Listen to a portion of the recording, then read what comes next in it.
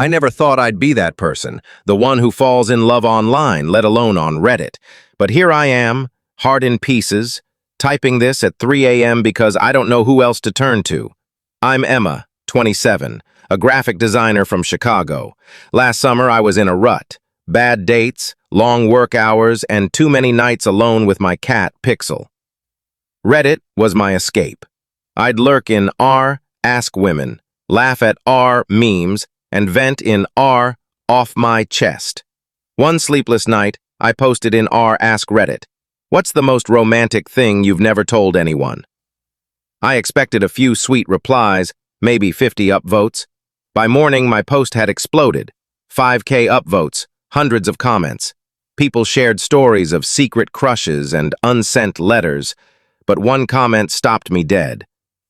"You midnight wanderer, I've always wanted to take someone special to a field far from city lights, just us and the stars. We'd lie on a quilt, my old telescope between us, and I'd trace constellations, Orion, Cassiopeia, telling their stories. I'd play her favorite songs, and when the moon peaked, I'd pull her close and say she's my universe. Never did it. Maybe someday." It was like poetry. My heart did a little flip. I hesitated. My best friend Sarah would have yelled catfish, but I DM'd him, "That's beautiful. Why haven't you done it?" He replied instantly. His name was Alex, 29, a software engineer in San Francisco. He said he'd never found the right person, but my post gave him hope.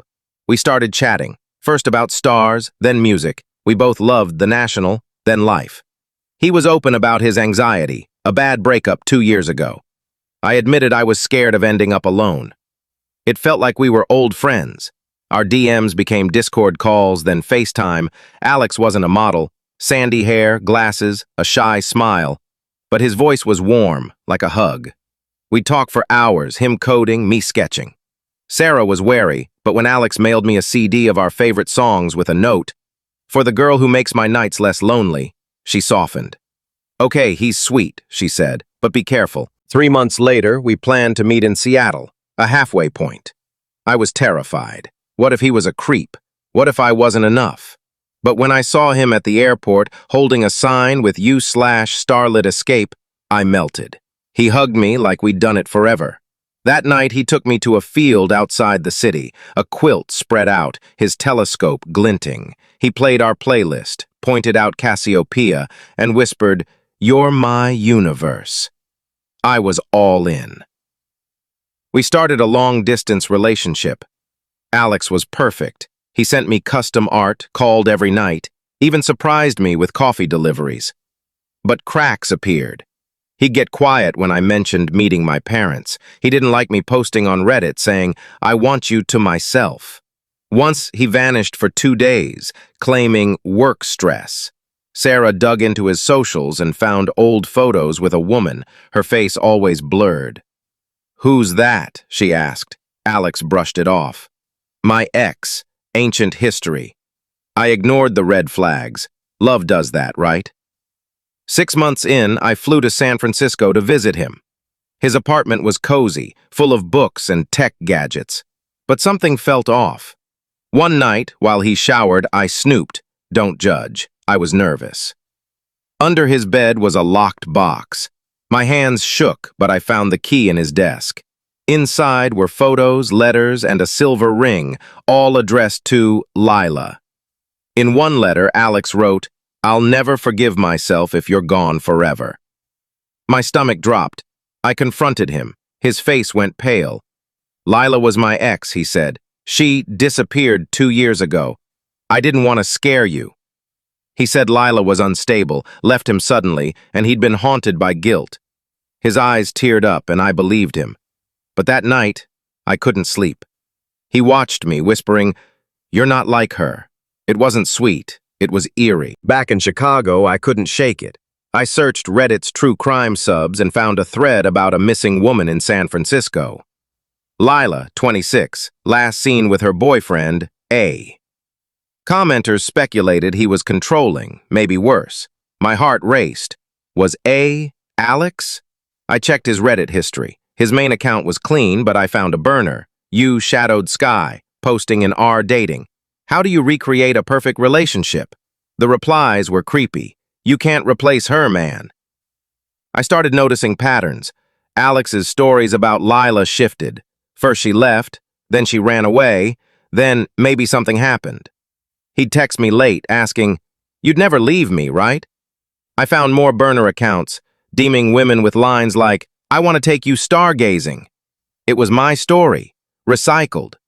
Last week I visited him again, determined to end it, but first I needed answers. While he slept, I unlocked the box again.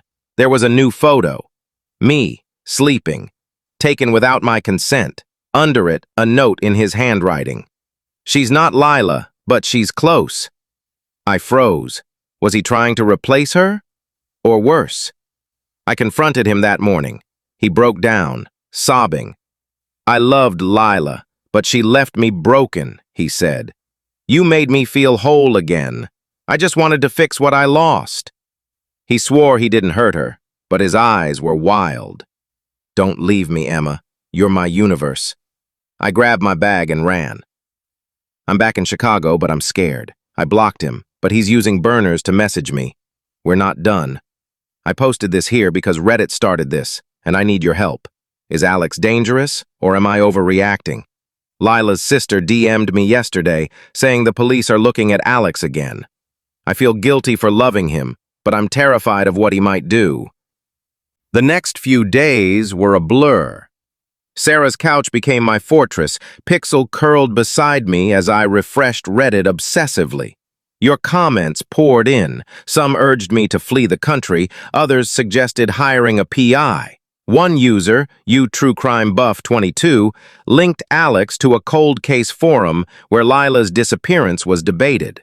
A grainy security cam still showed her entering his apartment building 2 years ago, never leaving. My blood ran cold. I hired the PI you recommended, a gruff ex-cop named Mike. He tailed Alex and found something chilling. Alex visited an abandoned warehouse on the outskirts of San Francisco late at night, carrying a duffel bag. Mike couldn't get inside, but he overheard Alex muttering, "She'll come back to me." Was he talking about Lila or me? The police called me yesterday.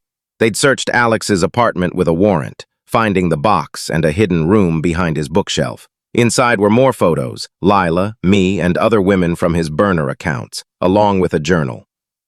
Alex wrote about recreating perfection, detailing how he'd staged Lila's disappearance to free her from her demons, only to realize he couldn't let go. The last entry, dated last week, read, "Emma is the key. She'll understand." I broke down. Had I been a pawn in his delusion? The police said they'd bring him in, but he'd vanished. My phone buzzed with another burner message. "Meet me where it began, or I'll find you." I knew he meant the Seattle field. Against Sarah's screams, I agreed, armed with a recorder and Mike's backup plan. At 2 a.m., under a moonless sky, I found him. Alex stood by the telescope, wild-eyed, holding a photo of Lila. "You left me," he whispered, "but you're here now." I played along, recorder running. He confessed everything. Lila hadn't disappeared willingly. He'd locked her in that warehouse, believing she'd see his love if he let her go.